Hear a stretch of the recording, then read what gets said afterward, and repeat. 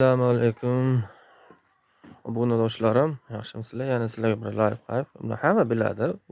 Aytish ham shart emas, aslida bir eslatma. Ya'ni nima? Hop, men shu soha, ya'ni veterinariya sohasiga o'qiganman. Ko'pchilik bolalarimiz, ya'ni yoshlarga bu gapimiz taalluqli.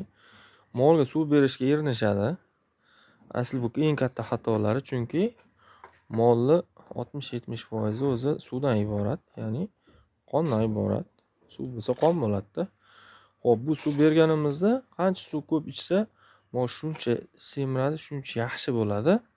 Buni ko'pchiligimiz erinishadi gap ochig'i. Suv bersangiz keyin semiradi mol. Bo'lmasam semirmaydi. Shunga e'tiborli bo'lsak yaxshi bo'ladi. Hop, oddiy ma'lumot bo'lishligi mumkin. Bu eslatma bu. Ko'pchiligimizga mana hozir bir paqir suv ichyapti molimiz. Xudo xolasa yaxshi semirib, yaxshi o'siradi. Mana ko'ryapsizlar o'zingizlar holatini. Kimga yoqqan bo'lsa bu videomiz, like va podpiska bosishinglarni so'rab qolaman. Yana ham qiziqarli ma'lumotlar bizda bo'ladi.